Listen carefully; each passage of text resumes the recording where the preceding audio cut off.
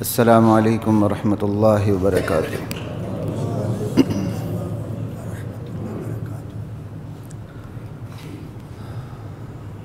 ان الحمد للہ نحمدہ ونستعینہ ونستغفرہ ونؤمن بہ ونتوکل علیہ ونعوذ باللہ من شرور انفسنا ومن سیئات اعمالنا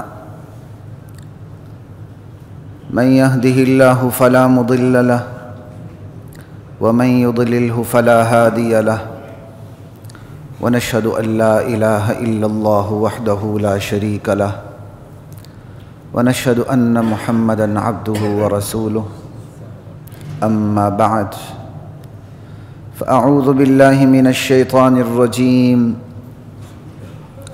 بسم الله الرحمن الرحيم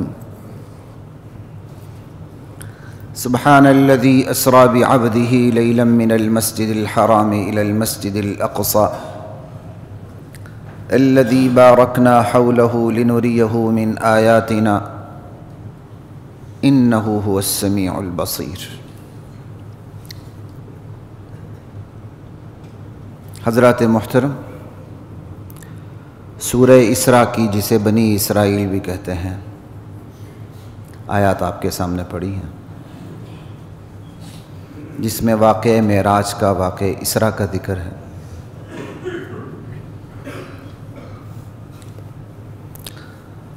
ہمارا جو برصغیر پاک و ہند کا ماحول ہے،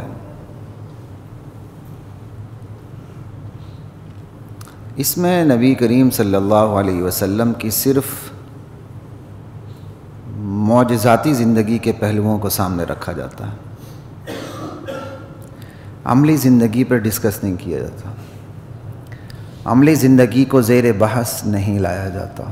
کیوں؟ عملی زندگی تو عمل کرنے کے لیے، تو بس ہم خوش ہوتے ہیں، سبحان اللہ، ماشاء اللہ، نعرے غوثیہ۔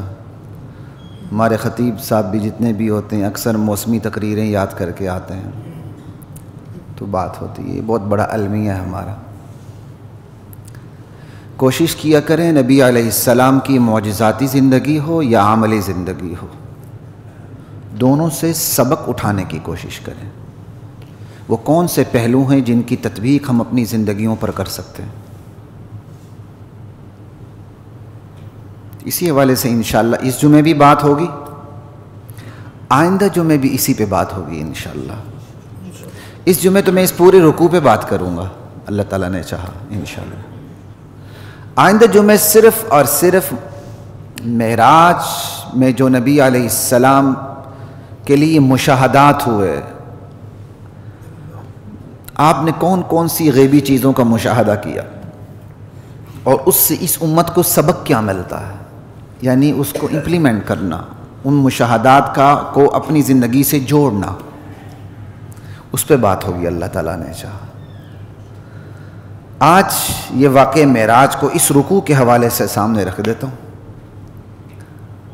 جہاں مشاہدات کی بات آئے گی وہاں تفصیل بیان نہیں کروں گا، وہ انشاءاللہ مشاہدات کے عنوان سے آئندہ جمعہ بات ہوگی۔ تو اسراء اور معراج کے حوالے سے آج جو اس مختصر سی نشست میں گفتگو کر سکتا ہوں کروں گا۔ اللہ کی ذات مجھے، آپ کو، ہم سب کو نبی کریم صلی اللہ علیہ وسلم کی سیرت کو اپنی سیرت، صورت کو اپنی صورت، چلن کو اپنا چلن بنانے کی توفیق عطا فرمائے۔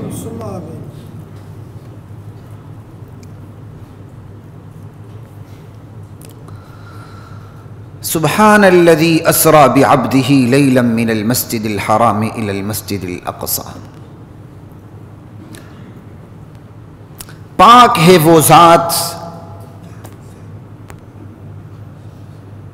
جو اپنے بندے کو رات کے چھوٹے سے حصے میں مسجد حرام سے مسجد اقصی تک لے گیا۔ معراج کے دو حصے ہیں، ایک زمینی سفر اور ایک آسمانی سفر۔ زمینی سفر کو اسراء کہا جاتا ہے، آسمانی سفر کو معراج کہا جاتا ہے، اور دونوں سفروں پر ملا کے معراج کا اطلاق کیا جاتا ہے۔ کبھی دونوں کو اسراء کہہ دیتے ہیں، کبھی دونوں کو معراج کہہ دیتے ہیں۔ تو تو جب میں معراج کی بات کروں گا تو اسراء معراج دونوں ہی شامل ہوں گے اس کے اندر. ہمارے عرف میں بھی جو ہمارا محاورہ ہے اس میں بھی جب ہم معراج کا لفظ بولتے ہیں تو اسراء اس کے اندر شامل ہوتا ہے. ہمارے اردو زبان کا جو اسلوب ادا ہے اس میں. واقع معراج تقریباً 30 صحابہ سے منقول ہے. 30 صحابہ، 3 نہیں 30 صحابہ. احادیث مشہورہ ہیں، احادیث متواترہ ہیں، ٹھیک، اقوال صحابہ ہیں، قرآن کریم کی آیات ہیں. یہ سورہ بنی اسرائیل میں بھی صراحت کے ساتھ، پھر سورہ نجم میں بھی جو 27ویں سپارے کی صورت، 27واں سپارہ نہیں 26واں، قال فما خطبکم میں 27واں ہو گیا. لا الہ الا اللہ.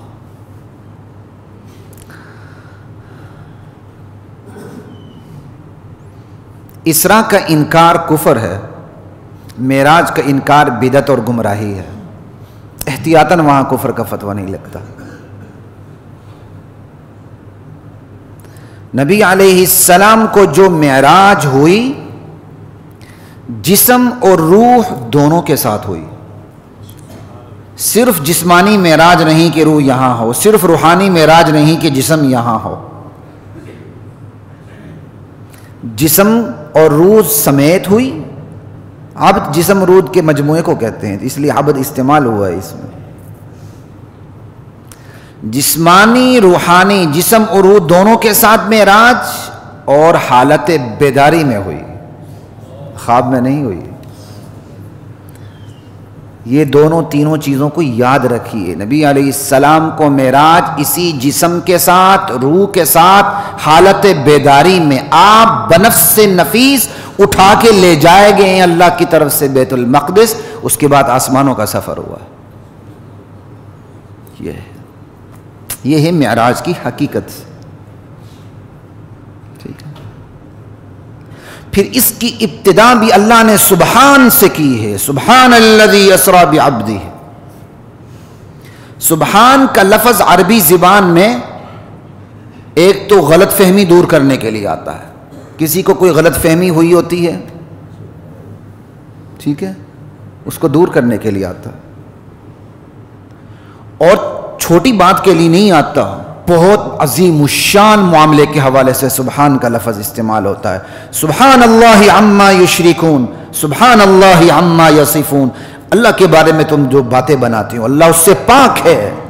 اللہ تمہارے شرک سے بیزار اور پاک ہے. بہت محتم بالشان چیزوں کے لیے سبحان کا لفظ استعمال ہوتا ہے، جہاں غلط فہمی بھی دور کی جاتی ہے. شرک کی غلط فہمی دور کرنے کے لیے، اللہ پہ جھوٹ باندھنا کا جو ہے اس کو دور کرنے کے لیے. اور یہاں بھی غلط فہمی کیا تھی؟ مشرکین مکہ نے تالیاں بجائیں. بعض جو ابھی بھی مسلمان ہوئے تو جو ابھی زیر تربیت نہیں آئے تھے صحیح طرح، ان کے ایمان بھی ڈگمگانے لگے. حالانکہ نبی علیہ السلام نے ان کے سوالات کے جواب بھی دے دیے. جو ان کا قافلہ راستے میں تھا اس کے بارے میں بھی بتا دیے. جو ان کا جانور گھوما تھا وہ اب گھوما تھا، جو جانور گھوما تھا اس کے بارے میں بھی بتا دیا. بیت المقدس کی نشانیاں بھی بتا دی. آگے بات آ رہی ہے انشاءاللہ. پھر بھی وہ نہیں مان رہے تھے. اس پر اللہ نے کہا سبحان الذی اسری بعبدہ. کہ وہ اب نہ ماننا کیا تھا؟ اب نہ ماننا رسول کی تکذیب سے بھی بڑھ کر دراصل اللہ کی قدرت کا انکار تھا. رسول کی تکذیب تو بھائی بعد میں ہے، اللہ کی قدرت کا انکار پہلے ہے. تمام تر نشانیوں کے باوجود نہ ماننا رسول کی تکذیب سے بھی بڑھ کر دراصل یہ اللہ کی قدرت کا انکار تھا. تو اللہ کی قدرت کا انکار ہوا، رسول کو جھٹلایا گیا. ابتدا کی سبحان الذی اسری بعبدہ. اللہ نے سب سے پہلے اپنی ذات کو پاک کیا، نبی سے بھی پہلے اپنی ذات کو پاک کیا. اللہ کو اپنی عظمت، اپنی ہیبت، اپنی سچائی اور صداقت، اپنی جلالت اتنی عظیم ہے، نبی سے پہلے اپنی پاکی بیان کی. سبحان الذی، پاک ہے وہ ذات، ہر عاجزی سے پاک، ہر کمی سے پاک، ہر حد بندی سے بالا تر ہے۔ تم کہہ رہے ہو یہ کیسے ہو سکتا ہے کہ نبی پل بھر میں، لمحہ بھر میں مسجد اقصیٰ چلے گئے؟ تم یہ کیسے کہہ سکتے ہو؟ کیا یہ اللہ کی قدرت سے بعید ہے؟ لا الہ الا اللہ۔ تو سب سے پہلے اللہ تعالیٰ نے اپنی ذات کا دفاع کیا ہے۔ یہاں معراج کا واقعہ بیان کرتے ہوئے سب سے پہلے اللہ نے اپنی ذات کا دفاع کیا ہے، اپنی ذات کی تنزیہ، پاکی بیان کی ہے۔ سبحان الذی اسریٰ بعبدہ۔ تمہیں حیرت ہو رہی ہے کہ یہ کیسے ہو سکتا ہے کہ نبی پل بھر میں چلے جائیں؟ تو کیا اللہ کی قدرت سے ممکن نہیں؟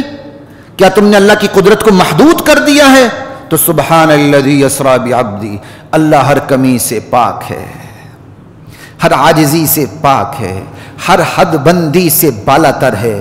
تم جن فزیکل لاز کے پیچھے پڑے ہوئے ہو، تمہارے جو عقلی پیمانے ہیں، یہ عقل بھی اللہ کی دین ہے۔ یہ فزیکل لاز بھی دراصل خدا کے بنائے ہوئے ہیں، تمہارے بنائے ہوئے۔ جب چاہتا ہے اللہ فزیکل لا توڑ دیتا ہے، جب چاہتا ہے اللہ طبی قوانین کے خلاف کرتا ہے۔ یہ تمام معجزات فزیکل لا کے خلاف ہوتے ہیں۔ جادو فزیکل لا کے خلاف نہیں ہوتا، معجزہ عادت کے خلاف ہوتا ہے، جادو عادت کے خلاف نہیں ہوتا۔ جادو کے اندر اسباب اپنائے جاتے ہیں، ٹوٹکے کیے جاتے ہیں، گھیرے میں لایا جاتا ہے، اور اس کے اندر بندے کی نیچر چینج نہیں ہوتی۔ آپ جادو سے کسی انسان کو جا کے بندر بنا دیں، ایسا نہیں ہو سکتا۔ معجزہ معجزہ ہوتا ہے۔ اللہ نے نبی کے ہاتھ پر معجزہ ظاہر کر دیا نا، چاند 2 ٹکڑے ہو گیا۔ یہ عادت کے خلاف فزیکل لا ٹوٹتا ہے۔ یہاں سمندر کا پھٹ جانا، رک جانا، موسیٰ کا پار لگ جانا اور فرعون کا غرق ہو جانا، یہ طبی قانون کے خلاف ہے۔ اس لیے معجزات جو انبیاء کے منکرین ہیں، اس کے صف اول میں آپ کے ایک آدھ مشہور شخصیات بھی ہیں۔ تباہی پھیلائی ہے ان لوگوں نے۔ جہاں معجزات کی بات آتی ہے وہ اپنے نیچرل لا کے، فزیکل لا کے پیچھے پڑ جاتے ہیں۔ یعنی اللہ تعالیٰ کو انہوں نے فزیکل لا میں محدود کر دیا اللہ کی قدرت کو۔ کسی نے اللہ کی قدرت کو عقلی پیمانوں کے اندر محدود کر دیا۔ معتزلہ ایک گروہ گزرا ہے، ان کے اپنے عقلی پیمانے تھے۔ وہ کتاب و سنت کو عقلی پیمانوں کے اوپر، عقلی پیمانہ ان کے لیے کسوٹی تھا، کتاب و سنت کو اس کسوٹی پہ رکھتے تھے۔ کتاب و سنت کی جو باتیں اس کسوٹی پہ پوری اترتی تھی مان لیتے تھے، کتاب و سنت کی جو باتیں اس کسوٹی پہ پوری نہیں اترتی تھی تو قرآن کا تو انکار نہیں کر سکتے تھے۔ تو حدیث میں ان کے 2 کام تھے، قرآن کا انکار نہیں کر سکتے تھے، لہٰذا وہ قرآن کے اندر تفسیر کے نام سے تحریف کرتے تھے، تباہی پھیلاتے تھے۔ نہیں، اس کا مطلب یہ ہے، وہ جو مطلب ہوتا تھا وہ صحابہ کا مطلب نہیں ہوتا تھا۔ قرآن کا جو آپ مطلب بیان کریں گے نا، اس مطلب کو صحابہ کی سمجھ سے ملنا چاہیے۔ اگر میرے اور آپ کی قرآن فہمی صحابہ کی قرآن فہمی سے میل نہیں کھاتی تو وہ قرآن فہمی مردود ہے، ملعون ہے۔ ہمارا ایک اتصال ہے، دین فہمی کا اتصال ہے، وہ دین فہمی نیچے سے اوپر تک جڑی ہوئی ہے۔ آپ اپنی عدالتوں کے پریسیڈنٹس کے خلاف نہیں جا سکتے۔ ہم نبی کے پریسیڈنٹ کے خلاف چلے جائیں، ہم صحابہ کے پریسیڈنٹس کے خلاف چلے جائیں؟ ایک کمزور انسان پریسیڈنٹ بنا لیتا ہے تو اگلا کانپتا ہے، اس پریسیڈنٹ کی خلاف ورزی کرتے ہوئے اس کی ٹانگیں کانپتی ہیں، آپ اس کو معیار بنا کے پیش کرتے ہیں۔ اس سے کہیں بڑھ کر معیار صحابہ کا ہے۔ دنیا میں ہمیں یہ قانون نظر آتے ہیں، جب دین کی بات ہوتی ہے، نہیں میں نے جو سمجھا ہے وہ یہ ہے۔ ہر نتھو پھتو آئین اٹھا کے یہ کہہ سکتا ہے کہ آئین کے اس آرٹیکل کو میں نے یوں سمجھا ہے۔ جوڈیشل ریویو کا حق کس کو حاصل ہے؟ ہر نتھو پھتو کو حاصل نہیں۔ نتھو پھتو تو کیا بھائی، جو قانون کے بادشاہ ہوتے ہیں ان کو بھی حاصل نہیں ہوتا. جو صرف کرسی پہ بیٹھا ہوتا ہے اسے ہوتا ہے, چاہے وہ کرسی پر بیٹھا ہوا کمزور ہو کرسی پر نہ بیٹھنے والے کے مقابلے میں, پھر بھی کرسی پر بیٹھنے والے کے لیے جوڈیشل ریویو کا حق حاصل ہے, کیوں قانون بن چکا. اور یہاں دین اتنا یتیم آ گیا کہ ایک صحابہ کی سمجھ ہے اور ایک 1400 سال بعد ایک اٹھ کے بندہ کہتا جی میں نے یوں سمجھا ہے, اور اس کے سامنے صحابہ کی نہیں میں نے یوں سمجھا ہے. وہ صحابہ کی پوری سمجھ کو درمیان سے نکال دیتا ہے, 1400 سال کا ایریا نکال دیتا ہے درمیان سے. ہم نے قرآن کو کھیل اور مذاق بنا لیا ہے. اگر قرآن اور کھیل اس طرح مذاق بنتا نا, خدا کی قسم قرآن یہودیت اور عیسائیت سے پہلے ختم ہو چکا ہوتا. لیکن اللہ نے قرآن کی ذمہ داری اٹھائی ہوئی ہے, اور قرآن کی سمجھ کا ایک اتصال ہے جو نبی کے شاگردوں کے ذریعے شروع ہوا اور قیامت تک چلتا چلا جائے گا, یہ ٹوٹے گا نہیں. حدیث متصل کہتے ہیں وہ حدیث جس کی چین حضور سے ملی ہو. حدیث منقطع وہ چین درمیان میں ٹوٹ گئی ہو, راوی کہیں سکپ ہوا ہوتا ہے. یہ تو ہمیں پتہ ہے. ارے بھائی حدیث کا اگر یہ وزن ہے تو حدیث کی سمجھ کا کتنا وزن ہوگا. حدیث کس کے لیے؟ سمجھ کے لیے. اگر حدیث کا یہ وزن ہے کہ درمیان سے راوی سکپ ہو جائے تو وہ منقطع ہوتی ہے, وہ روایت اس کا درجہ خراب ہو جاتا ہے, تو بتائیں پھر جو حدیث کی سمجھ ہے اس کا اتصال ہونا ضروری نہیں؟ اگر وہ اس سمجھ کے اندر توڑ آ جائے, شگاف آ جائے, خلا آ جائے, اور وہ میری اور آپ کی سمجھ صحابہ کی سمجھ سے میل نہ کھائے, وہ سمجھ قبول ہوگی کہ مردود ہوگی؟ وہ مردود ہوگی. معتزلہ کو یہاں غلط فہمی لگی, انہوں نے اپنے عقلی پیمانے سامنے رکھ لیے. عقلی پیمانوں کو سامنے رکھتے ہوئے انہوں نے قرآن و سنت کو اس کے اوپر پیش کر دیا. عقل پہ جو پوری اترائی ان کو مان لیا. بھائی یہ فلسفی آج کی تو نہیں ہے نا, سقراط بکرات تو پہلے کے ہیں, فلسفہ تو نبی علیہ السلام سے پہلے کا ہے.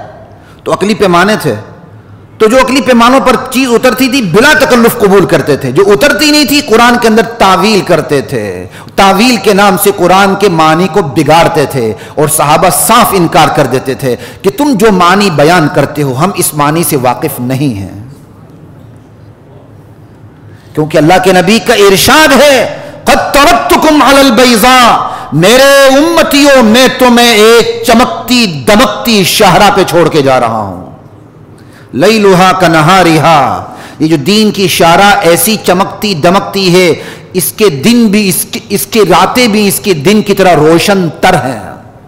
لا یزیغ عنہا بعدی لا یزیغ عنہا بعدی الا ہالک. اب گمراہ وہی ہوگا جس نے زبردستی گمراہ ہونا ہے, ورنہ گمراہی کی گنجائش چھوڑ کے نہیں جا رہا. میں دین کو اتنا صاف واضح تمہارے ہاتھ میں دے کے جا رہا ہوں. اور آج 1400 سال ہم کہتے نہیں میری سمجھ. معتزلہ 1400 سال 1300 سال پہلے بھی تھے, معتزلہ آج بھی ہے. آج کے معتزلہ کو دیکھنا ہو تو ایک ہی نشانی بتاتا ہوں, میں نے جو سمجھا, اور جو میں نے جو سمجھا اس کی تار اوپر سے نہیں ملتی. ان کے نزدیک عورتوں سے مصافحہ بھی جائز, ان کے نزدیک رمضان کے روزے کھانا بھی جائز, ان کے نزدیک دو لڑکے لڑکی دو بیٹھے ہو نکاح ہو جاتا ہے, گواہوں کی بھی ضرورت نہیں. وہ دین کو وقت کے تقاضوں کے مطابق موڑتے ہی چلے جاتے ہیں, وہ ناک کی موم سے زیادہ موڑتے چلے جاتے ہیں اس کو. نہیں بھائی نہیں, غلط بات. ایک تو معتزلوں کا عقلی پیمانہ تھا, اور ایک نیچرسٹ جو آج کے ہیں بر صغیر کے اندر یہ آئے ہیں نیچرسٹ. معتزلہ عقلی پیمانوں کو سامنے رکھتے تھے, تو معتزلہ عقلی پیمانوں کو سامنے رکھ کر قرآن کی آیت میں تعویل کرتے تھے, آیت کا انکار نہیں کر سکتے تھے, حدیث کا انکار بھی کرتے تھے, تعویل بھی کرتے تھے, تو اپنی کسوٹی کے مطابق بناتے تھے. تو جو نیچرسٹ ہیں ان سے بھی قرآن کا انکار ہو نہیں سکتا, تو وہ تعویلات کرتے ہیں. یہ نیچرسٹ معجزات انبیاء کے منکر ہیں. جس طرح معتزلہ نے پیمانہ عقل کو بنا لیا, نیچرسٹ نے یہی پیمانہ فزیکل لا کو بنا لیا. جو بات فزیکل لا کے خلاف چلی جائے اس کے پیچھے پڑ گئے, کہا نہیں یہ درست نہیں ہے. جیسے آپ غیر شعوری طور پر ہمارے مسلمانوں کو بھی دیکھتے ہیں, جب کوئی زلزلہ آتا ہے تو صرف اس کی سائنٹیفک توجیہ کی جاتی ہے.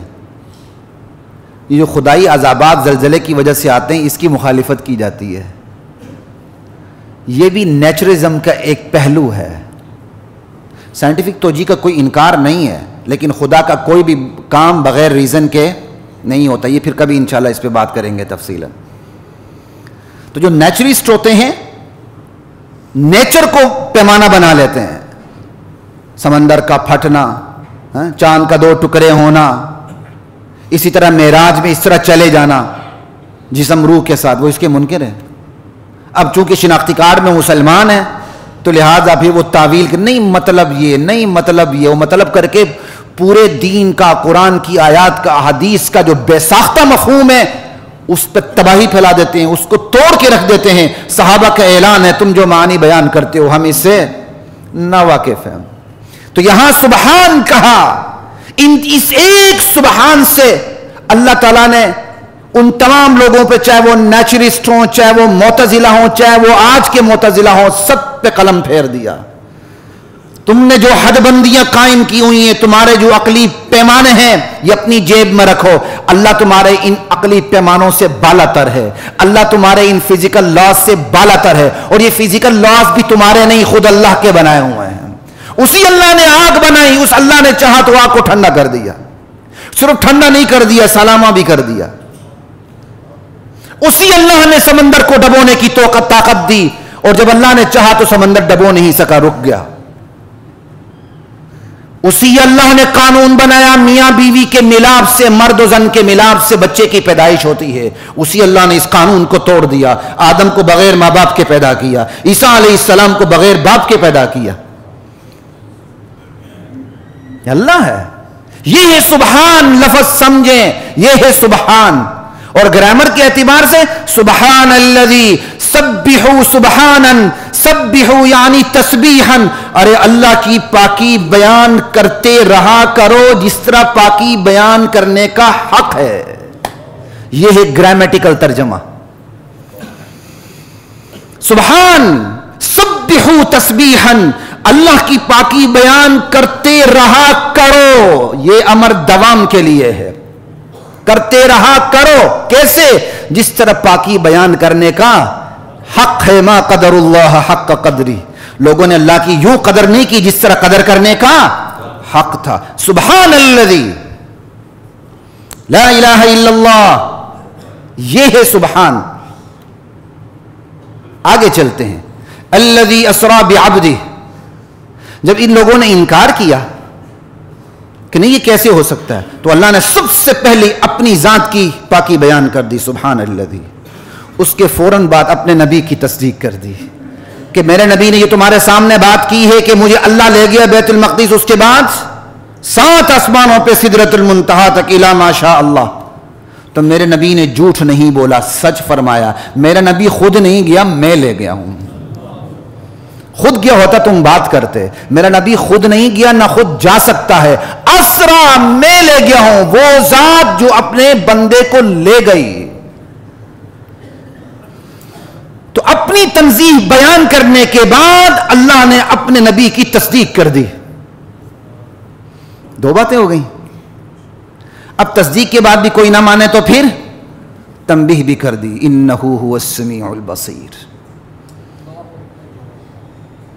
وہ دیکھ رہا ہے، سن رہا ہے، تمہاری ہر حرکت سے واقف ہے، باز آ جاؤ ورنہ تمہاری خیر نہیں ہے۔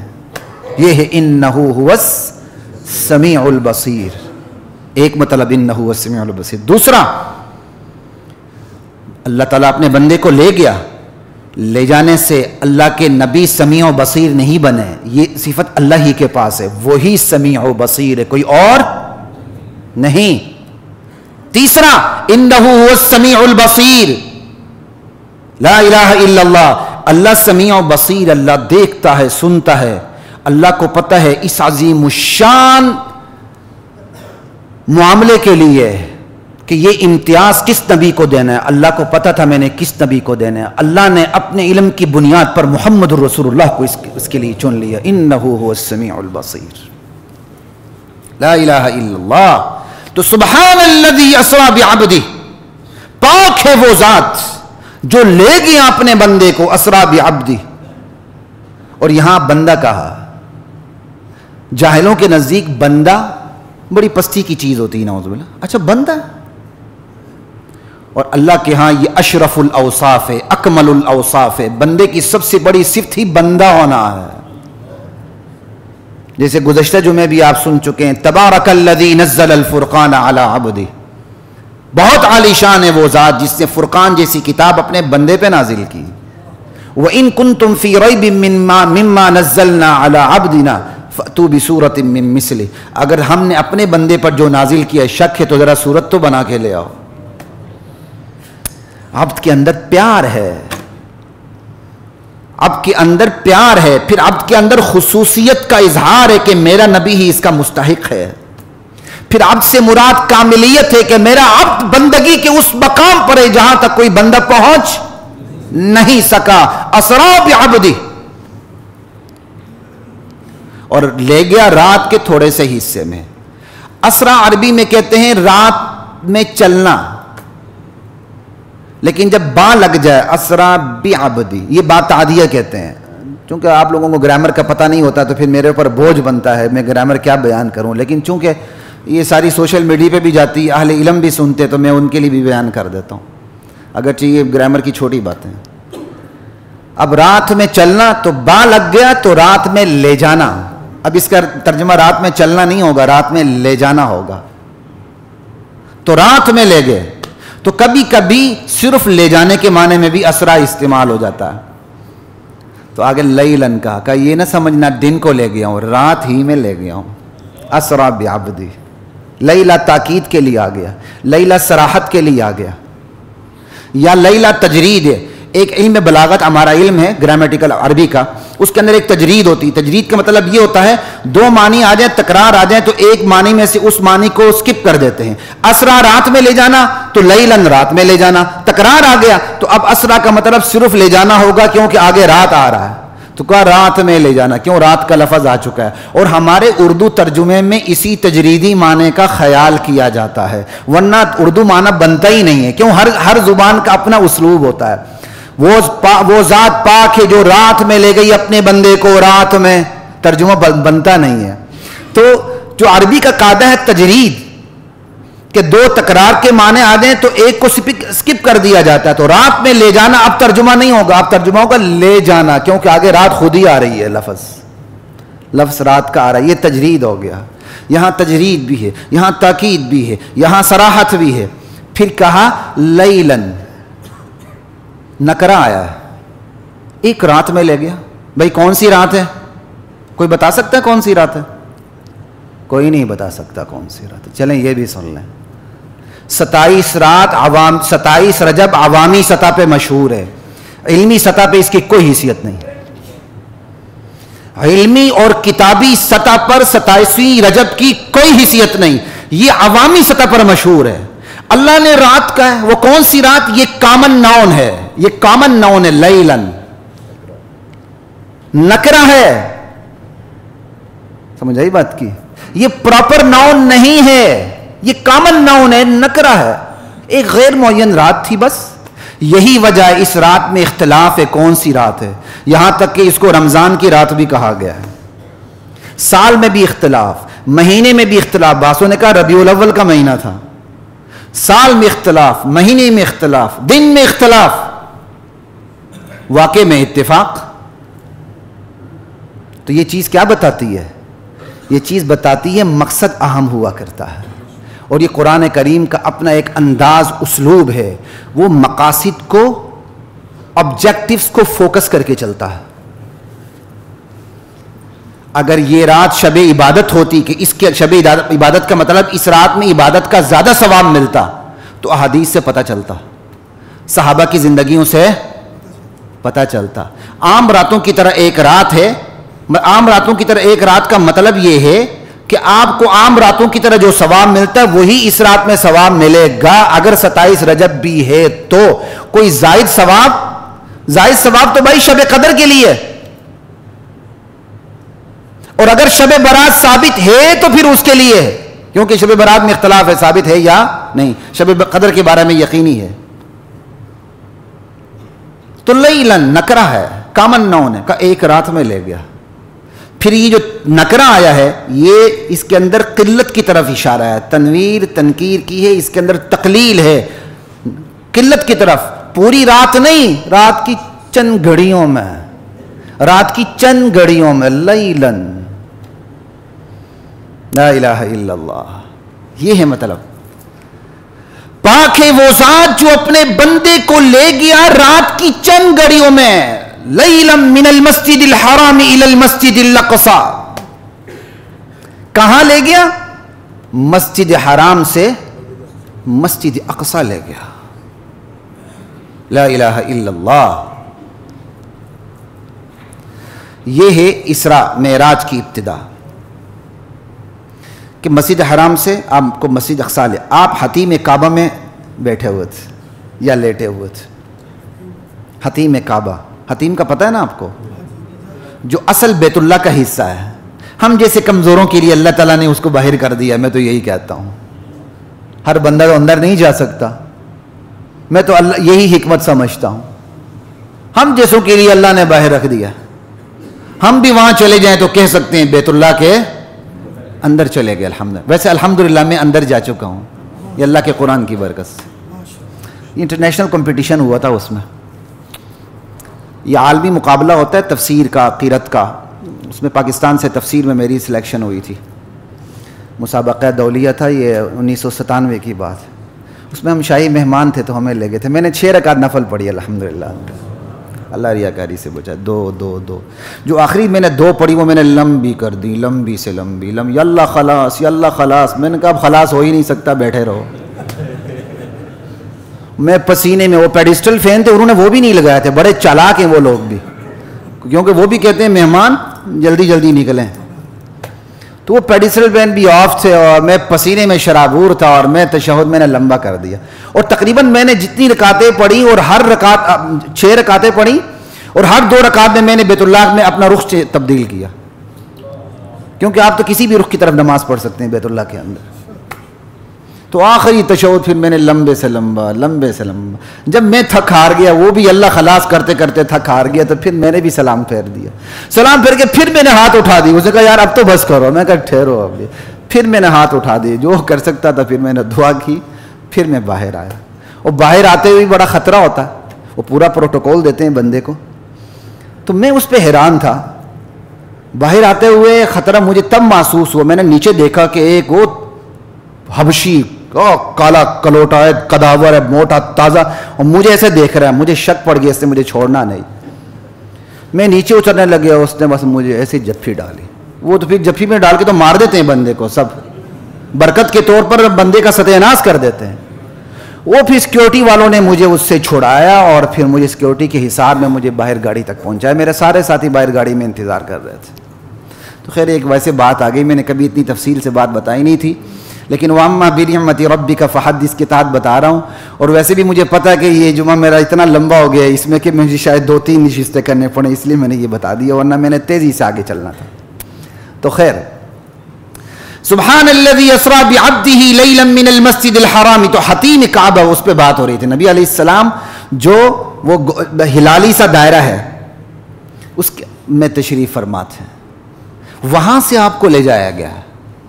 من المسجد الحرام الى المسجد الاقصى، مسجد اقصی لے جایا گیا. ٹھیک ہے، رات کے اندھیرے میں. اب تھوڑی سی تفصیل کر دیتا ہوں، وقت کم ہے. آپ کو لے جایا گیا، براق آیا. باقی شق صدر کے جو واقعات ہیں وہ تفصیلاً میں بعد میں بیان کروں گا. مکان کی چھت پڑتی ہی جبرائیل امین آتے ہیں، یہ گلے کے اس گڑھے سے لے کر زیر ناف تک سارا چاک کرتے ہیں، اندر سے سب کچھ انتڑیوں سمیت دل سمیت سب کو زمزم کے پانی سے دھوتے ہیں، پھر اس کو بند کر دیتے ہیں برابر. پھر آپ کو حتیم کعبہ سے اٹھایا جاتا ہے، براق پہ سوار کرایا جاتا ہے. براق خچر سے چھوٹا، گدھے سے بڑا، سفید رنگ کا جانور. براق برق سے ہے، یا برق سے ہے یعنی بجلی کی طرح اس کی رفتار، یا وہ اتنا چمکدار اور اتنا سفید تھا کہ اس کو براق کہا گیا، یا اس کی رفتار کی وجہ سے اس کو براق کہا گیا. دونوں چیزیں ہیں. بہرحال جہاں اس براق کی ایک نظر پڑتی تھی وہاں تک براق کا ایک قدم پڑتا تھا. وہ نظر میری اور آپ کی نہیں، وہ براق کی نظر تھی. آپ کو سب سے پہلے مسجد اقصی لے جایا گیا. لا الہ الا اللہ واللہ. اس کی حکمتیں، اس کی وزڈم تو میں انشاءاللہ بعد میں بیان کرتا رہوں گا، لیکن ابھی جو آگے کا سفر ہے وہ تھوڑا سا بیان کر دیتا ہوں. آپ کو مسجد اقصی لے جایا گیا. وہاں جا کے آپ نے براق کو بیت المقدس کے دروازے کے ساتھ باندھ دیا. دروازے کے پاس ہی باندھ دیا. مجھے بتائیں باندھنے کی ضرورت تھی؟ نہیں تھی نا. کیوں باندھا؟ اپنی امت کو تعلیم دے دی. تقدیر الہی اپنی جگہ اٹل ہے، لیکن تدبیر کرنا تمہارا کام ہے. تدبیر کرنا تمہارا کام ہے. تقدیر تو خدائی پلاننگ کا نام ہے. تقدیر پر تو میں نے 3-4 جمعے پڑھا دی ہیں. تدبیر بندے کا کام ہے، کوشش بندے کا کام ہے. اپنی انسانی کوشش پوری کر لیں، اس کے بعد نتیجہ اللہ پہ چھوڑ دیں. براق کو باقاعدہ آپ نے باندھ کے بتا دیا کہ اسباب میری امت اختیار کیا کرے. آپ اندر تشریف لے گئے، 2 رکعت نماز پڑھی، یا تحیت المسجد پڑھی، یا انبیاء کو امامت کروائی. دونوں چیزیں موجود ہیں. اس کے بعد آپ کا سفر آسمانوں کا شروع ہوتا ہے. زینہ لایا گیا. معراج اصل میں سیڑھی کو کہتے ہیں. معراج عروج سے، عروج کا مطلب چڑھنا، تو معراج چڑھنے کا آلہ یعنی سیڑھی. زینہ لگایا گیا. اس زینے پہ براق نے سفر کیا ہے. اس زینے پہ براق نے سفر کیا ہے. یہ وہی زینہ ہے کہ جس سے فرشتے یہاں اترتے ہیں دنیا میں، اور یہی وہی زینہ ہے کہ انسان کی روحیں آسمان کی طرف جاتی ہیں. اسی زینے پہ براق نے دوڑ لگائی، پہلے آسمان پہ پہنچ گئے. ٹھیک ہے. سائنس تو آسمان کو نہیں مانتی. سائنس آسمان کو، میرے ایک سکول ٹیچر تھے تو انہوں نے پڑھاتے پڑھاتے ایک دفعہ کہہ دیا، کہتے یہ آسمان نہیں خلا ہی خلا ہے. تو الحمدللہ اس گھر کی تربیت تھی، حالانکہ میں علم دین کی طرف ابھی میں نے قدم بھی نہیں رکھا تھا. حافظ قرآن ضرور تھا، لیکن جو ایک سمجھ ہوتی وہ تو نہیں تھی. لیکن گھر کا ماحول تھا تو میں نے باقاعدہ قرآن کی آیت پڑھی. میں نے کہا سر قرآن کریم کے اندر ہے 7 سماوات، 7 آسمان ہیں اور اوپر تلے ہیں، طباقا، اوپر تلے ہیں. یہ خلا نہیں، آسمان کا ایک حقیقی وجود ہے. لیکن ان کے پاس اس کا جو کوئی جواب نہیں تھا، خاموش ہو گئے. لا الہ الا اللہ. تو سائنس تو اس کو نہیں مانتی، نہ مانے. ہمیں کیا، سائنس نابالغ ہے. سمجھ بات کی. آسمان پہ پہنچ، آسمان پہ پہنچ کے کہ اللہ پہلے ہی سارے دروازے کھول نہیں سکتا؟ نہ، اللہ تعالیٰ نے پورا پروٹوکول بھی رکھا اور پورے آداب رکھے، ورنہ اللہ کی تو کوئی مشکل نہیں تھا. جبرائیل امین نے دستک دی، فاستفتح کا کھولو. اندر سے آواز آئی، کون ہے؟ من ہذا، یہ دستک دینے والے کون ہیں؟ جبرائیل امین کہنے لگے میں. یہ میں نہیں کہا، انہوں نے کہا جبرائیل یا جبریل، دونوں لفظ ہیں نا. جبرائیل یا جبریل یہ دونوں لفظ ٹھیک ہیں. تو بہرحال جبریل نے اپنا نام بتایا، چاہے جبرائیل بتاؤ یا جبریل بتایا ہو. اور ہم جب دروازہ کھٹکھٹاتے ہیں تو کون، ہم کیا کہتے ہیں؟ میں. بھائی میں کیا ہوتا ہے؟ باقاعدہ یہ میں سے منع کیا گیا ہے شریعت میں. میں مت کہا کرو. جب دستک ہو تو اپنا نام بتایا کرو. خلیق الرحمن ہوں، آپ اپنا نام بتائیں. یہاں بھی جبریل نے اپنا نام بتایا، حضور کی امت کو تعلیم دی کہ دستک دینی ہے تو پھر جواب میں کیا کہنا ہے. اور پھر اندر والے نے کہا آپ کے ساتھ کون ہے؟ کہا محمد صلی اللہ تعالی علیہ وآلہ وسلم. اندر والے نے پھر سوال کیا، کیا ان کو بلایا گیا تھا؟ آداب تو ذرا دیکھیں نا. کہاں انہیں بلایا گیا تھا. پھر اس نے دروازہ کھولا. پھر اس فرشتے نے کہا مرحبا فنعم المجیء جاء، خوش آمدید، آنے والے کو آنا مبارک ہو. آپ پہلے آسمان میں تشریف لے گئے. پہلے آسمان میں آدم علیہ السلام تشریف فرما تھے. جبرائیل امین نے حضور کا تعارف جد امجد آدم علیہ السلام سے کرواتے ہوئے کہا ھذا ابوک آدم، یا رسول اللہ یہ آپ کے جد امجد والد آدم ہیں. فسلم علیہ، آپ انہیں سلام کیجئے. آخر باپ ہے نا، بیٹا باپ سے بڑا ہے، لیکن وہ کیا ہے؟ باپ ہیں. بیٹے کو کہا گیا کہ باپ کو سلام کرے، چاہے بیٹا باپ سے بڑھ جائے. یہ بیٹوں کو تعلیم نہیں ہے. آج والدین بوڑھے ہو جاتے ہیں تو اولاد والدین کو چھوڑ دیتے ہیں، ان کا کھانسنا برداشت نہیں کرتے. ان کے ساتھ بیٹھ نہیں سکتے، ان کے ساتھ بیٹھنے کو اپنے وقت کا ضیاع سمجھتے ہیں.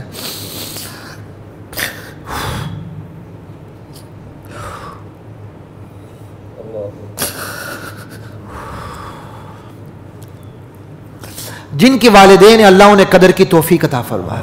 ہم بہت ناقدر ہیں اپنے والدین کے. اگر ہماری عمر رہی تو ہم نے بھی اس مقام تک پہنچنا ہے. پھر پتہ نہیں اس وقت کی بیویاں کیا ہوں گی، ہماری اپنی بہویں کیا ہوں گی. آج کی بہویں ایسی ہیں اور آج کا مرد ایسا ہے، تو آنے والے دور میں ہماری نسل میں جو ہماری بہویں ہوں گی، پھر ہمارے بچے بڑے ہوں گے، تو پھر کیا بنے گا؟ ذرا سوچیں. یہ بیٹوں کو تعلیم نہیں ہے. امام الانبیاء بعد از خدا بزرگ، تو یہ قصہ مختصر محمد الرسول اللہ کو کہا جا رہا ہے کہ اپنے ابا جان کو سلام کریں. اور آج میں جس لاء کالج میں پڑھاتا رہا ہوں، وہاں اسی حوالے سے میں نے ایک دفعہ اولڈ ہوم پہ تنقید کی، کرٹیسائز کیا کہ یہ اولڈ ہوم غلط ہے جو بن رہا ہے. یہ جن کے والدین ان کے گھروں کو حوالے کر دیں، ان کی گچی پکڑو حکومت کے، اپنے والدین کی قدر کرو.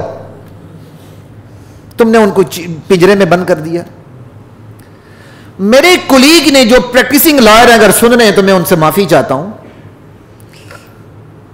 انہوں نے ایک لیکچر میں طلبہ نے ان سے پوچھا تو انہوں نے کہا نہیں یہ ایک ریالٹی ہے، اولڈ ہوم ٹھیک ہے. تو میرا سوال یہ کہ وہ بندہ خود اپنے اوپر تھوڑا سا جبر کر کے سوچ لے کہ اگر اسے 10 سال بعد اولڈ ہوم پہنچایا جائے اور اس کا بیٹا عید پہ بھی نہ آئے تو اس کا کیا بنے گا؟ کوئی زندگی ہوگی؟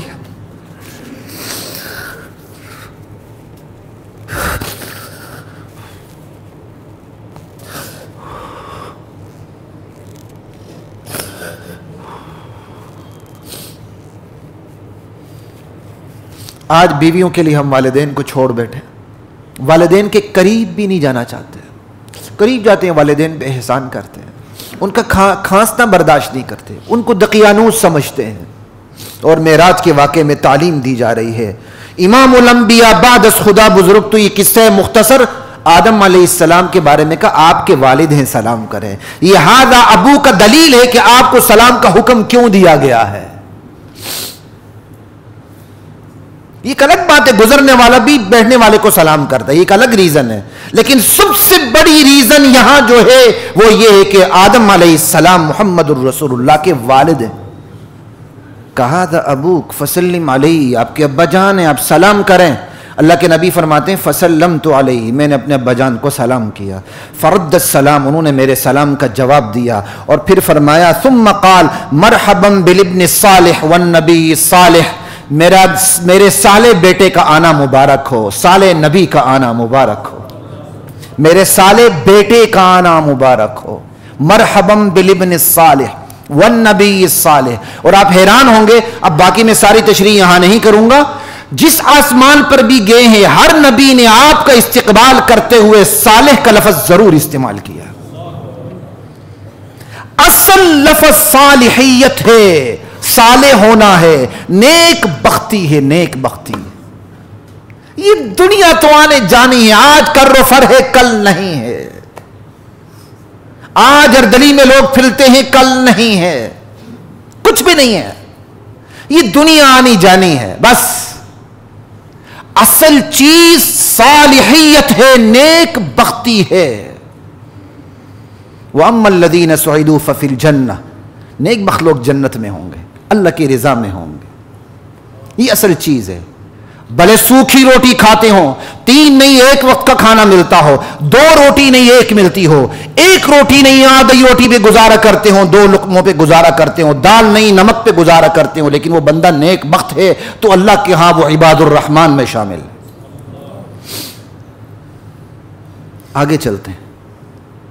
پھر دوسرے آسمان پہ آپ کی ملاقات ہوتی ہے یحییٰ اور عیسیٰ علیہ السلام سے. وہاں بھی یہ سارے سوال جواب وہی، دستک ہوتی ہے، پوچھا جاتا کون ہے، ساری تفصیل کرنے کے بعد پھر آپ کا استقبال ہوتا ہے، پھر ساری باتیں. پھر یوسف علیہ السلام، یحییٰ علیہ السلام اور عیسیٰ علیہ السلام سے دوسرے آسمان پہ ملاقات. پھر آگے تیسرے آسمان پہ یوسف علیہ السلام سے ملاقات.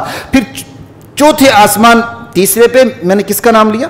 یوسف علیہ السلام سے ملاقات، چوتھے پہ ادریس علیہ السلام سے ملاقات، پانچویں پہ ہارون علیہ السلام سے ملاقات، چھٹے پہ موسیٰ علیہ السلام سے ملاقات، ابراہیم علیہ السلام سے ساتویں آسمان میں بھی ملاقات، چھٹے آسمان میں بھی ملاقات۔